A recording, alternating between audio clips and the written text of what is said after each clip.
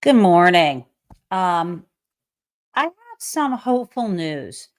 Yes, we do seem possibly on the precipice of war, but after watching Donald Trump yammer on and on and on at his various press conferences yesterday, it has occurred to me that, and this is not a big shocker, Donald Trump is such an attention whore that he would rather not make that decision about intervening, about lobbing weapons into Iran directly with the US military. He'd rather hold off on that as long as possible, just so that people can hang on his every word.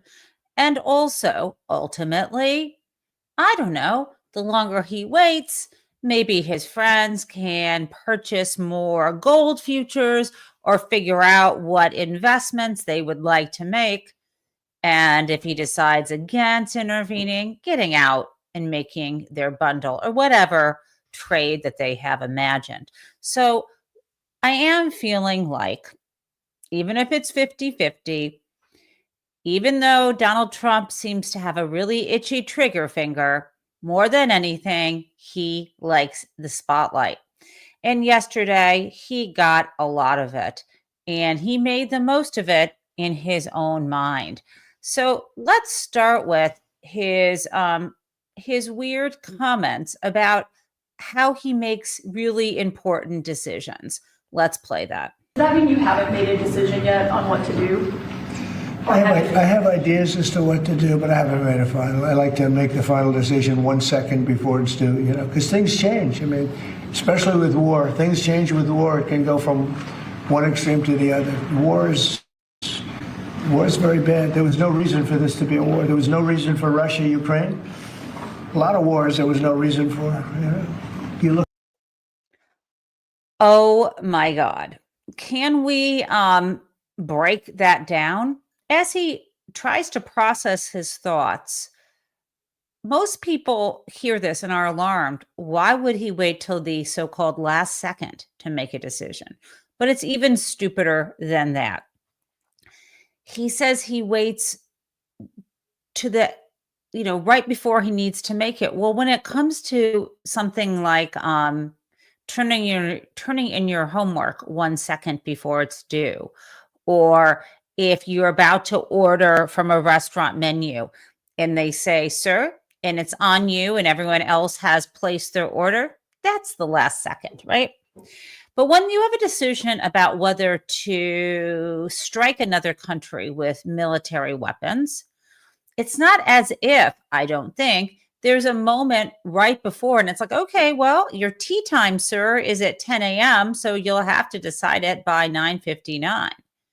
And he says, okay, well, I guess I'll wait to the last second before my tea time. That's so stupid. This is not something where there is a last minute moment where if you don't make that decision right now, you can't make it at all, right? Or maybe his idea, the only way that makes any sense is if he's like, well, I'll make a decision if they attack us. Then I'll have 1 second to make that decision. I don't understand it in this context, but it's even worse. His justification for waiting to what he calls the, last second is that things change in war. War is complicated. So wouldn't that suggest that if you're just sort of saying, oh, I made this decision right now, then you should wait a little longer than the so-called last second because things might change again? Nothing of what he says is intelligent. His face is oaf-like. The words that come out of his mouth are illogical, nonsensical, and just plain, I don't know. They infect your brain if you listen to them too long. Now, as he raps, as he jabs on and on about this, and he sort of waxes sentimental about how war is so difficult. Mr. Bone Spurs, who's never served in the military. He goes on, and I just find this very telling, arrogant and telling, to talk about war, and specifically the Civil War in the United States. And as you know, your humble correspondent is right now reading the Eric Larson narrative nonfiction book called, I'm sorry, the narrative nonfiction book about the U.S. Civil War. And this book lays out the days, the months between when Lincoln was elected and when Fort Sumter was attacked by the secession, right? When these various states seceded, and it's Fort Sumter in South Carolina attacked the fort. And by the way, it's called the Demon of Unrest. So the thing is, I'm sure, that Donald Trump has read no books about the Civil War and knows very little about it. Perhaps he sat through part of, I don't know, the film Gone with the Wind. I have no idea. It really sucks to have a racist, stupid idiot as president, because this is what he said about the Civil War. Just to back up, there are many revisionist histories about the Civil War, but all historians with any kind of credibility understand that the reason why the Civil War was fought is because the southern states that decided to secede did not want to give up the economic engine for them that was chattel slavery, race-based chattel slavery. They wanted to keep Black people enslaved, and the ability to use them for their own economic purposes, social purposes, sexual purposes. Women and children were raped. People had no choice but to serve on these plantations. And this free labor for the planters in the South was a system that they wanted. It was an economic, it was a class system, it was their way of life, and they did not want to give it up. And that is why the Civil War was fought. And that is also why, after the war was over, Lincoln was assassinated. He was assassinated because he had just given a speech that suggested that people who were freed from slavery would get the vote. This is what the Civil War was about. It was about a system of racism, a system of white supremacy, a system of violence and abuse. There's no question. So let's listen to what Donald Trump said about the Civil War. I don't know. See the Declaration of Independence, and I say, I wonder if the Civil War, it always seemed to me maybe that could have been solved without losing 600,000 plus people. So a lot of, it's very sad to see. It's very sad to see what's happening. But with that being said, how would Donald Trump have solved the Civil War? How would he have done that? He would have let the slave states remain slave states. He would not have had any interest in allowing people their full dignity. That is what he is entirely about, right? I mean, this is the way that he thinks. There would have been no way to solve the Civil War when the Union was attacked and when the seceding states decided they were going to have their own army and they were going to attack the heretofore United States of America. So this is what Donald Trump is talking about. And he's getting all of this attention because everyone wants to know, is he or is he not going to begin a war against Iran? Okay. Does this tell us anything about the war, the futures of it? Well, let's just say this. Donald Trump's director of national intelligence, Tulsi Gabbard, as you know, has been against a war with Iran for a long time. She also doesn't believe Iran has the capability to create nuclear weapons. Of course, we also know she's aligned with Vladimir Putin. Nevertheless, she still is the director of national intelligence. She's still in that cabinet level position. And I'm going to share with you the clips that CNN put together, very clear about her views and what Donald Trump today thinks of her views. The IC continues to assess that Iran is not building a nuclear weapon, and Supreme Leader Khamenei has not authorized the nuclear weapons program that he suspended in 2003. How close do you personally think that they were to getting one? Because Tulsi Gabbard testified in March that the intelligence community said Iran wasn't building a nuclear weapon. I don't care what she said. I think they were very close to having it.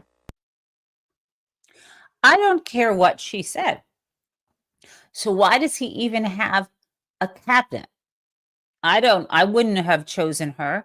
I think she was a terrible choice. As you remember, we've played clips on here about how on Russia TV, they call Tulsi our girl and things like that. I don't know where the truth lies here in terms of how advanced the weapon systems are in Iran, because that is not what I research or know about. But what I do know about is it's very unusual to have a U.S. president, when they're asked by the press, deny the testimony that was provided under oath by their director of national intelligence. Okay, so that is what is happening with whether we intervene in Israel's war against Iran. Now, also, what I'd like to let you know, overnight, we are seeing evidence that the Iron Dome does not appear to be working against the barrage of missiles sent from Iran into Israel. I've seen images of a hospital that has been destroyed, as well as an apartment building. All of this happening while Israel itself is still bombing has bombed historically, and it continues to bomb buildings in Gaza. Netanyahu, who is himself been charged with criminal behavior, he is corrupt, he's a terrible person. He is trying to hang on to his power with this war. He will do anything to, not just for the people of Israel, because he didn't seem to care much about the hostage families, but for his own personal power. He cannot let more bombs explode buildings in Israel, okay, and kill people there. It is for people who are in Israel right now. There are some Americans who I happen to know who was there on business, who was supposed to come home a couple of days ago. Of course, flights are canceled. He can't get out. The U.S. Embassy was of no help to him a few days ago. Now we're hearing that maybe they're going to be helping people get out of the country. So that is happening right now. It's not a great place to be. What I've also heard is previously people would be giving alerts to get to bomb shelters, and they would have, 10 minutes. Now they're given 90 seconds. Some people are just living in their bomb shelters now, right? Or their so-called safe rooms. Not a great place to be. Obviously very stressful for the people of Israel. And Netanyahu, who is not popular, who should not be the prime minister of Israel, who has created anger, chaos, madness, who is, I believe, a war criminal, and I believe is visiting genocide on the people of Gaza. And it's taken a while for me to say that, but what he is doing is inexcusable. And I am someone who supports the existence of Israel. Israel does exist. I'm also someone who believes in, I like the United States. We are supposed to not be a religious state. I think there should be a separation of church and state. And most people who I know in Israel are secular Jews. It's not about religion. It's about a cultural heritage. It's about, we could go back to the history of Israel. But most people I know want to live in peace. But of course, because just like in the United States, most people I know aren't MAGA voters. I think I had the numbers slightly wrong. I had them sort of inverted, but we had about 77 million people who voted for Donald Trump, around 75 million who voted for Kamala Harris. I don't want to be considered or judged by those 77, judged as just like those terrible 77 million people who support this racist, idiot, sexist pig president that we have. And similarly, I think the vast majority, I think even more, relatively more Israelis can't stand Benjamin Netanyahu and don't support what is going on right now in Gaza. And at the same time, they don't want Iran to have a nuclear weapon. We are now in a terrible situation. And the question is, what happens next? And again, on the one hand, Donald Trump loves the idea of acting like a strong man, and he would not want, he wants to look like the hero, like he solved the problem. And I think Netanyahu could be incredibly persuasive. So where does that leave us? I think it leaves us nowhere. I think it's as Donald Trump says, he'll decide at the last minute. He believes he wants some victory, though, under his belt. I think he's leaning toward the fantasy of being successful. And so trying to think like Donald Trump, just like now, he's kind of saying, we've cleared the air above Iran. Like we gave the weapons to Netanyahu. I think Donald Trump wants to intervene in this war so he can claim a victory. And if anything goes wrong, he can say, well, we just helped out on this part. Netanyahu's responsible for the rest of it. Where does that lead me? I don't know. Maybe he thinks he can get our U.S. military to use that bunker busting bomb. We already had overnight Israel bombing other nuclear centrifuges, and we know they're getting very, very close to this one area. My view is Donald Trump is going to do it. That's my view. I think that whether it's a false flag or something's going to happen, like an attack on one of our troops, or there'll be an American troop member in Israel, or it'll be something that Netanyahu does to bait him, to bring him in. And if things go wrong, he'll just blame Israel. That's what I'm thinking. So let's listen to sort of why I am thinking that. But again, he'll drag it out for as long as he can to get attention. And the thing is, he loves the attention, but he's probably bored at this point, them asking over and over again, what are you going to do? So I think he is going to want to use a bomb. I think that is what he wants to do so he can claim that he did have military service. So let me play this clip. President Emmanuel Macron of France the other day, the G7, No, it sounded like. he's a nice guy. Look, he said I was going back home to make a ceasefire. Not a ceasefire. We're long beyond ceasefire. And I said, why do you say that? Why would you say ceasefire? It's a bad term to use. Because a ceasefire means like everything's going swimmingly, we'll take a little time off. It's not. We're not looking for a ceasefire. We're looking for a total, complete victory. Again, you know what the victory is. No nuclear weapon. Mr. President. So I thought it was a very badly worded. You know what the victory is. No nuclear weapon. This is leading me to believe that he is going to authorize the use of force by our military to bomb that facility, period. If he doesn't do it, I'd be shocked. On the other hand, again, he loves the limelight. So he may drag this out for a while and then get distracted by something else. Okay, let's return to the home front, which is also his war playground. What has been happening recently, there was a hearing, again, now this before the Senate, where Pete Hegseth was being asked questions about whether he would violate the law if he was given an unlawful order by Donald Trump, for example, to shoot civilians. And to set you up for this, I want to share with you this clip that MSNBC dug up from 2022, where Defense Secretary Esper was discussing how worried he was during Donald Trump's first term about his maniacal focus on shooting American civilians who are protesting. Let's play that. But that we're at a different spot now. He's going to finally give a direct order to deploy paratroopers into the streets of Washington, D.C., and I'm thinking with weapons and bayonets. And this would be horrible.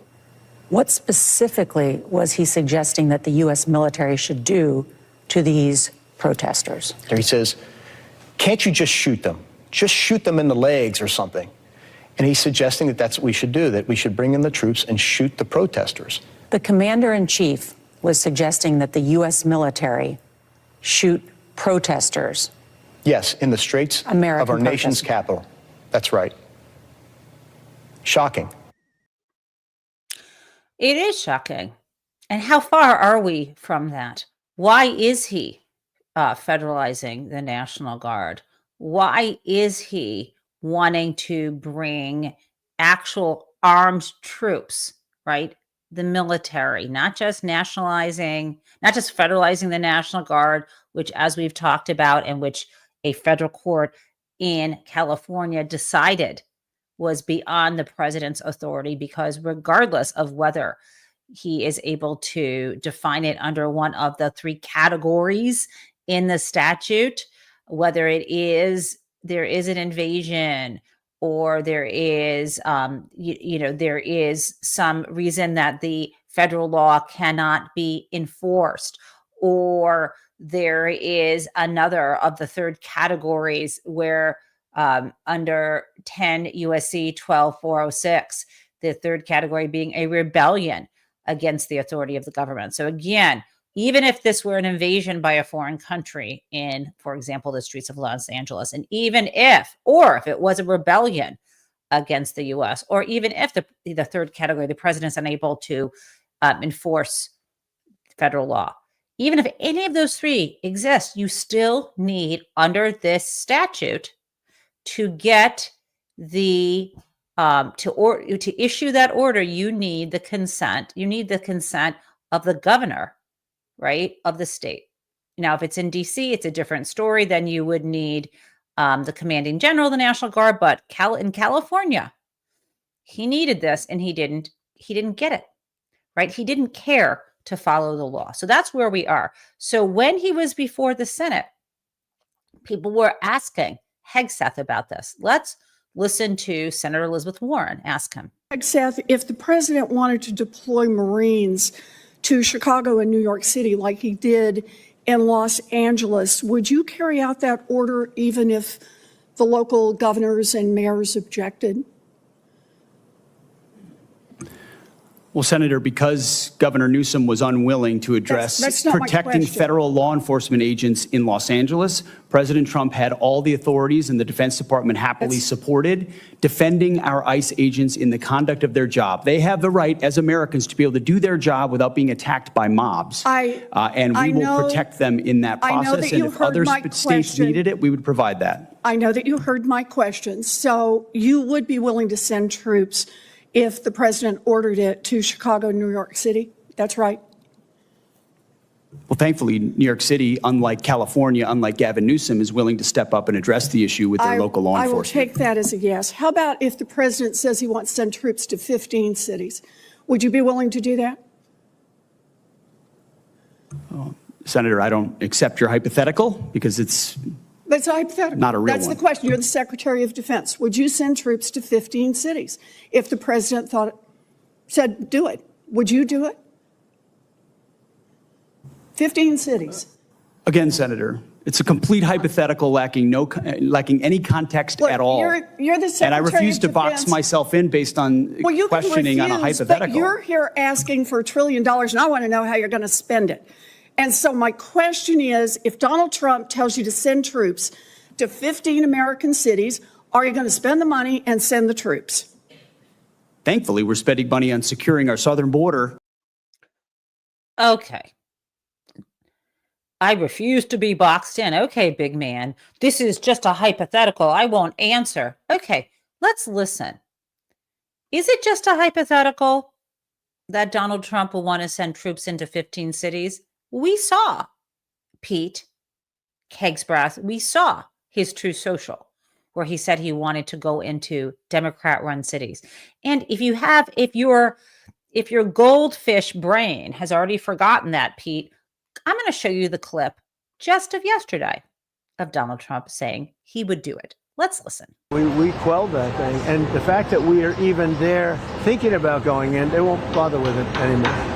They'll go someplace else, but we'll be there too. We'll be wherever they go. We're going to be. Did you see the? Okay. And this, by the way, even though the Chiron below said he was talking about Iran. You'd think he might be. He was talking about Los Angeles. We'll go wherever they go. Any protesters is what he is getting at. Okay. That is happening on the home front. He is getting more and more aggressive and wants to show his authority. He doesn't like to be told no. His teeny weeny birthday parade went badly. He was, I mean, if you can believe it, it was only a couple weeks ago when he was being insulted by Elon Musk, who threatened to somehow release or let information out about the Epstein files that incriminated Donald Trump, apparently or suggestively, as a pedophile. That's all disappeared now. Attention is now focused on our intervention in the war, and in the terrible, thank God, the focus on this terrible, terrible bill. Now, let's get back. We've talked about the war abroad. We've talked about the war against U.S. citizens at home. Let's talk a little bit about the economy. Fed Chair Powell is letting us know that the future of our economy here is shaky because of Donald Trump's erratic policies, including tariffs. Let's listen to Powell's press conference right now. What we're waiting for to reduce rates is to understand what will happen with really the tariff inflation. And there's a lot of uncertainty about that. Every forecaster you can name who is a professional forecaster with adequate resources and forecasts for a living is forecasting a pretty significant, everyone that I know is forecasting a meaningful increase in inflation in coming months from tariffs, because someone has to pay for the tariffs. And it will be someone in that chain that I mentioned, between the manufacturer, the exporter, the importer, the retailer, ultimately somebody putting it into a good of some kind, or just the consumer buying it.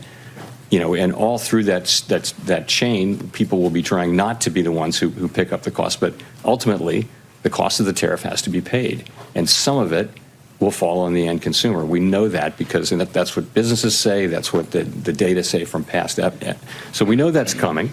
And we just want to see a little bit of that before we make judgments prematurely. And follow up on that. So you spent years though talking about how your data. Okay. So that's not a sunny view. But let's hear a follow-up question.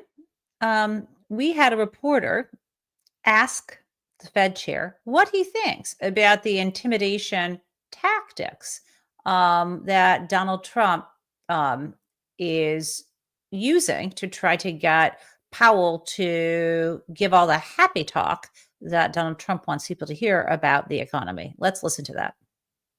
Your friend down at 1600 Pennsylvania Avenue continues to lob insults in your direction. And I'm wondering, given now that the Supreme Court has maybe carved out the Fed from some of the legal implications of that, whether this is just noise that the markets and everybody should ignore until your term is up, or whether you worry that it could lead to more pressure on confidence on Wall Street, on consumers, about the outlook for the economy. Okay. From my standpoint, it's not complicated. What everyone on the FOMC wants is a good, solid American economy with strong labor market and price stability. That's what we want. We think our policy is well positioned right now to deliver that and to be able to respond in a timely way as the data lead us around. The economy's been resilient, and part of that is our stance. And again, we think we're in a good place on that to respond to significant economic developments. That's what matters. That is what matters to us. Pretty much that's all that matters to us. I need to ask, assuming you are not reappointed, would you stay on as governor? So he didn't really answer the question, did he? Let's listen to the beginning of that again. Nice try. Your friend down at 1600 Pennsylvania Avenue continues to lob insults in your direction. And I'm wondering, given now that the Supreme Court has maybe carved out.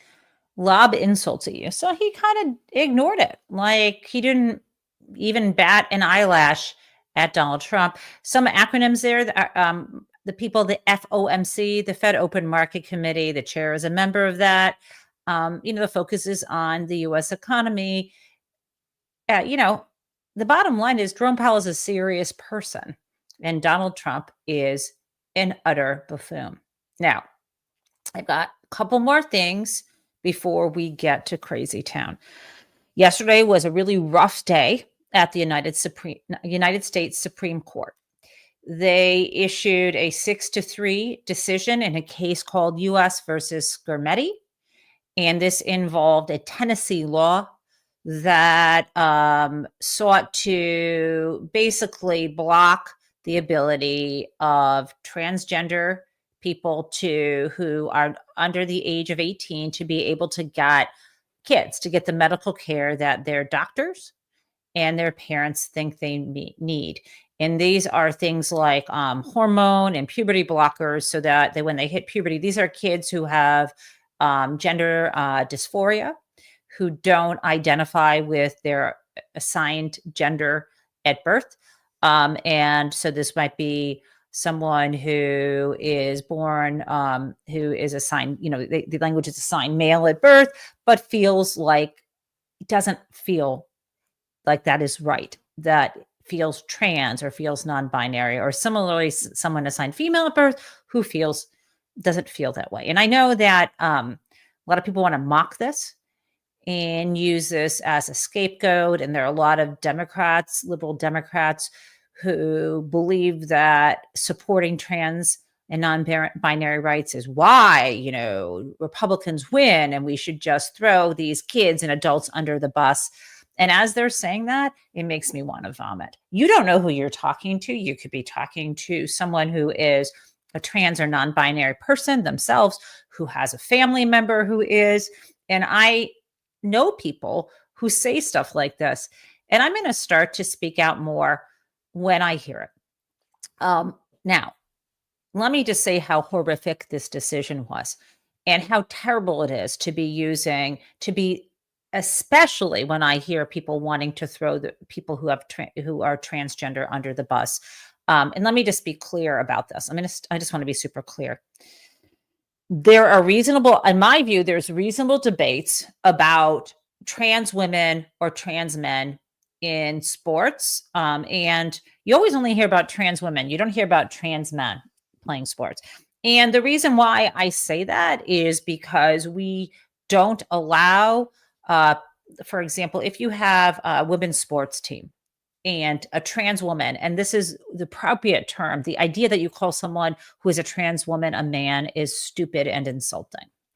But having a young trans woman playing in sports when they are taking, they're taking hormones, fine, but other women playing wouldn't be able to. And I think that I haven't come to a conclusion, but I think it's reasonable to talk about that. And I don't think it's anti-trans to talk about those types of situations. And I'm sorry that people, and I know it's not that many young trans women playing sports, so it shouldn't be that big of a deal.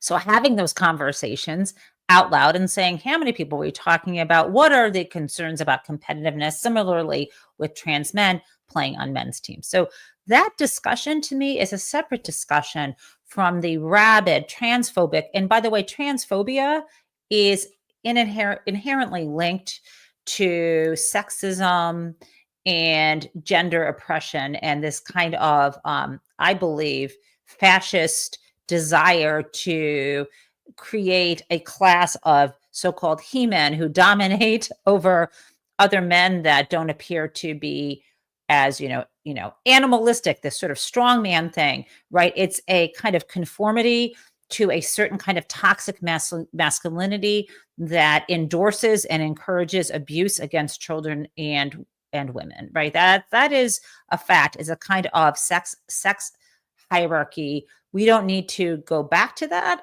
and we don't need to encourage it. So if you tell me that you're against trans kids getting the healthcare they need, you're telling me that you want young people to suffer. Let's face it, kids who are trans or kids who think they're gay or bi, let them explore who they are. And if, there are some, and by the way, we're talking about I was looking at the data from like the Trevor Institute. We're talking about of trans kids, maybe only 1.5% of the population. And do people sometimes detransition? Yes. So let them. It's their bodies, their lives, and so on. So I'm going on and on about this just to let you know how I feel. So yesterday in this decision, it was upholding 6-3, this Tennessee law. And I think the best thing I read about this so far is Ellie Mistel's piece in The Nation. And I'm going to drop this into the chat for you right here. And then I'm going to share this with you. Okay. Now, the three dissenting justices were Kagan, Sotomayor, and Jackson. And there was a dissent. There were different dissents, but apparently Kagan didn't sign on to all of Sotomayor's dissent. But that, I think, is getting into the weeds. I want to share with you why this is such a bad decision, and it ultimately won't stand the test of time. So I also want to say this decision did not address parents' rights.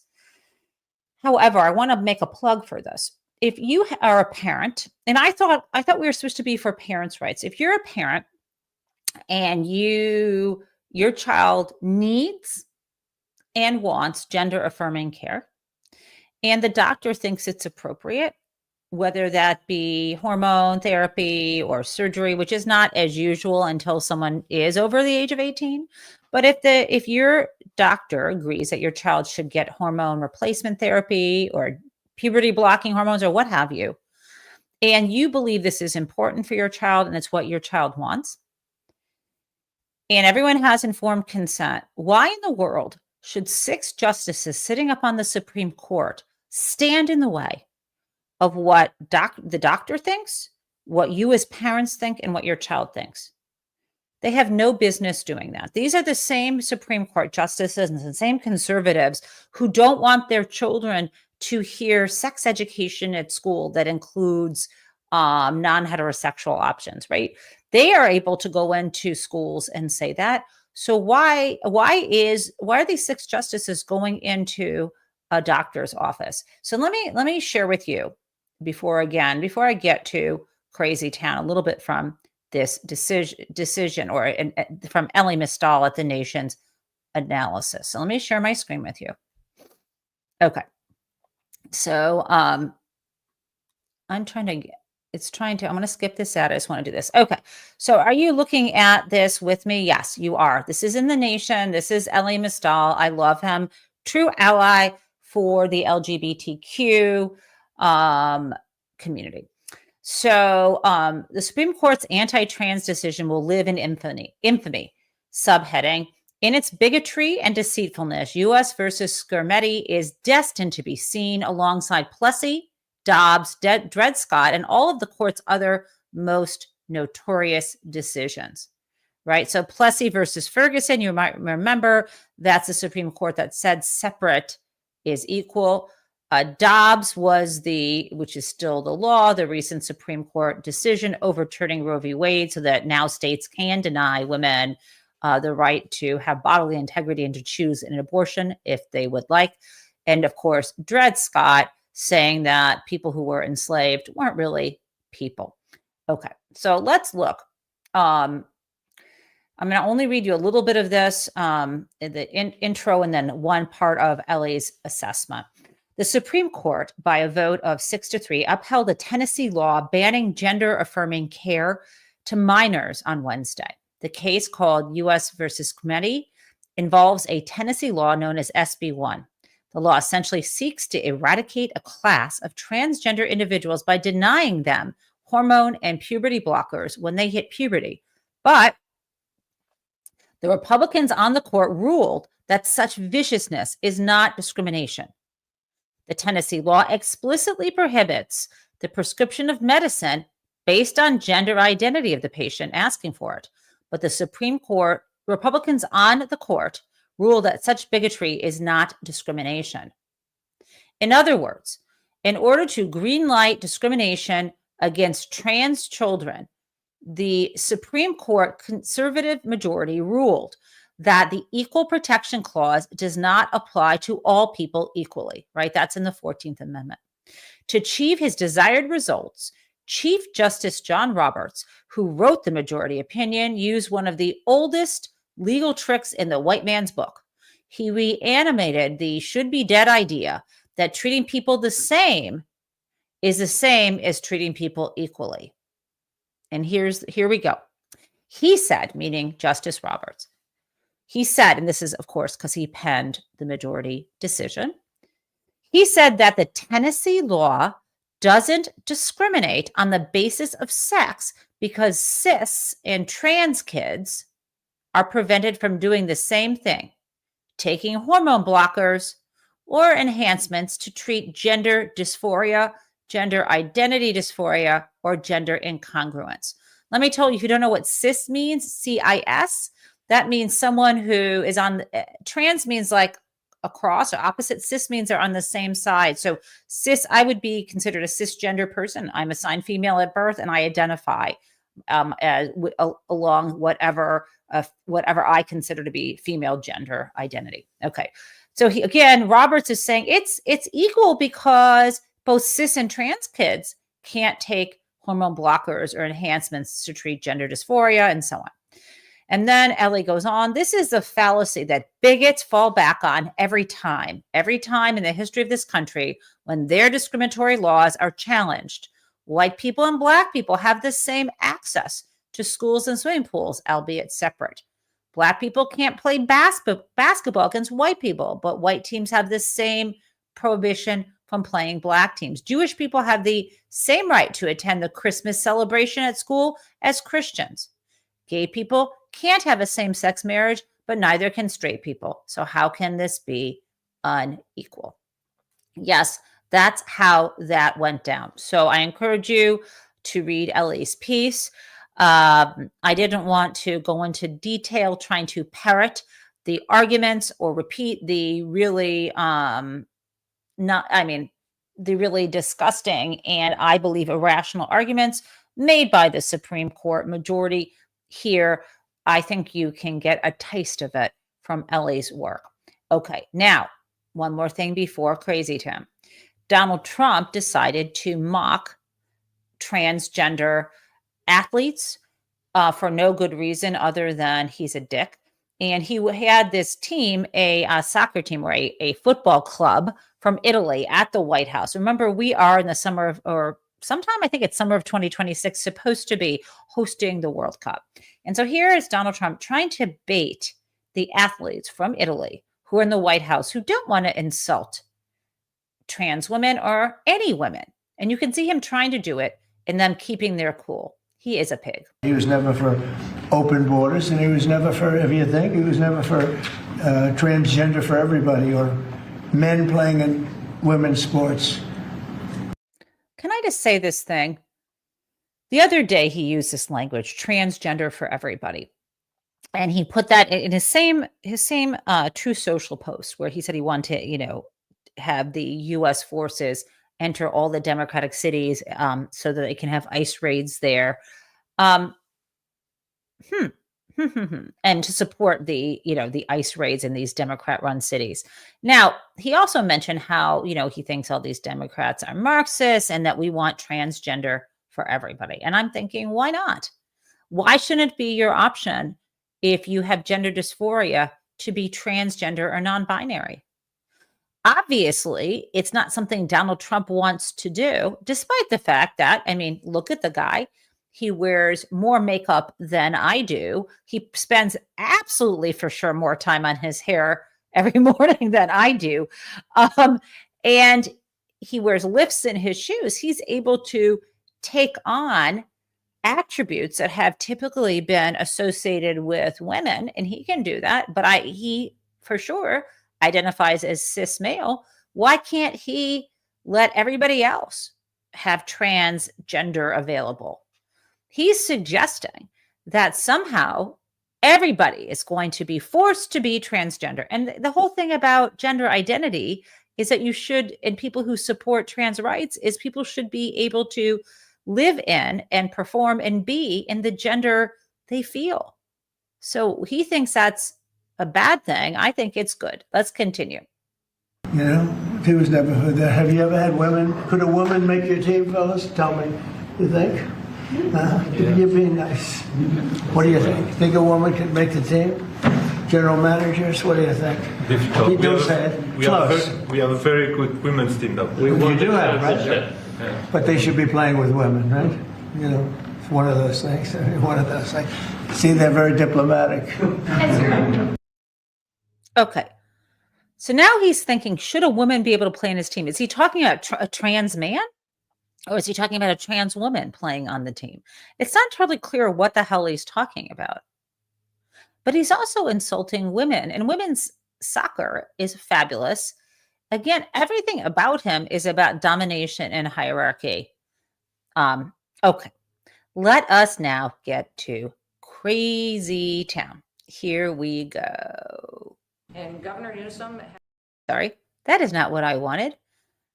Accidentally pulled that up. That's Kristi Noem. Wish her well. Apparently she has had some allergic reaction and ended up in the hospital. No one knows what it is. Some people are saying it's from some injectable thing she put into her face, which is not a punchline, but it's a warning about things like plastic surgery or injectables or what have you, that there can be problems. It's not like putting makeup on or throwing a filter on your camera. You're having people stick needles into your face. Think about that might not always go well. Crazy Town.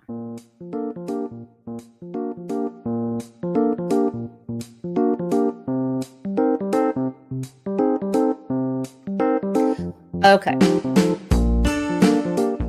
This is so crazy that it is hard to translate. So I'm just going to play this for you because he's off his rocker. These are not complete sentences. You may have no idea what he's talking about. I promise afterward I will explain, but it will still be crazy. Let's go. They don't even have to get permission. They just go up to the auto pen. That's a subversion. That's a takeover of our government. And you people ought to start looking at it. That's a takeover. Not only did they cheat, I guess you saw yesterday came out with China and the license plates. Tens of thousands of cards. They used those cards to vote on the second election, my second, the one 2020. Because as everybody here knows, I won that election by a lot. But the only good thing I can say is this is a much more historic term than I think I could have had as a second term. This is a much more historic election. And now we're going to put up a beautiful flagpole, and we're going to put up a flag. And I hope you enjoy it. And let's see how real people work. These are real people. You're not real people. Your job is too easy. Okay? Thank you very much. Oh my fucking God. After that nonsense, did you hear the reporter said, Mr. President, how tall is the flag?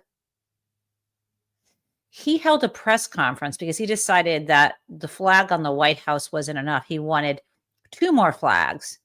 And he said, I'm gifting these flags to America. So he creates this press conference. He says utter batshit crazy stuff, which the press should be calling him out every day. Donald Trump once again lies about the 2020 election. He is deranged. He is trying to manipulate us. And that's not the question the reporter asked. She asks, how tall is the flag? I mean, really, people? But let me try to unpack that for you. You might say, what the hell was he talking about? China and the license plates. No, that is not an indie garage band. China and the license plates. Okay, I had to look this up. Apparently, Donald Trump, having failed in the courts to show that he had actually won the 2020 election, and having failed in his attempted insurrection and stopping the certification electoral votes, right? Having failed in that, he is still claiming he won in 2020. His latest plan, and by the way, we already know that all of his, all the people, including Mike Lindell, who are trying to claim that the voting machines were rigged, have lost their cases. Lindell has lost a defamation case against one of the employees of one of these voting companies, these electronic voting tabulation companies. He just lost that. Donald Trump's latest is not Chinese license plates. What he meant was American driver's license sold in China to US citizens. Now, what I understand is a lot of, I know this is going to shock you, a lot of kids who are not of legal drinking age, who are not 21, sometimes send away for a fake ID. And apparently China is good at providing these. This is what I read. Donald Trump is now claiming that because some companies were selling fake IDs, that people were using these fake IDs to vote in the election, and that therefore his theory is he would have won if it weren't for China and the license plates. This is so ridiculous and unfounded. And there's so many logical missteps here, but anyhow, you're welcome. That's what he was saying. So he was saying crazy shit, yammering on. And what the reporter had to ask him is, how tall is that flag? That's what I got for you. Have a great day. Mwah. Be well, prison mates.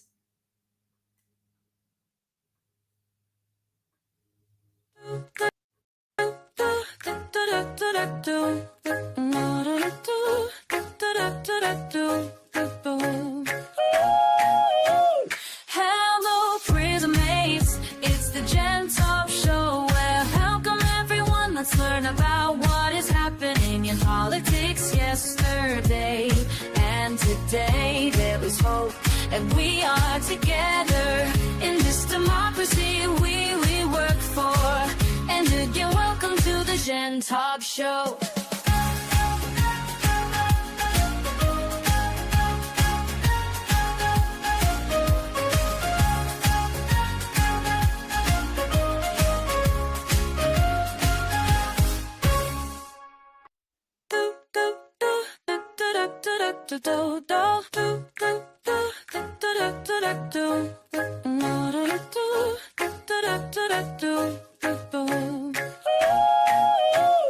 Hello, prison mates. It's the Gen Taub show. Well, welcome everyone. Let's learn about what is happening in politics yesterday and today. There is hope, and we are together in this democracy we work for. And again, welcome to the Gen Taub show.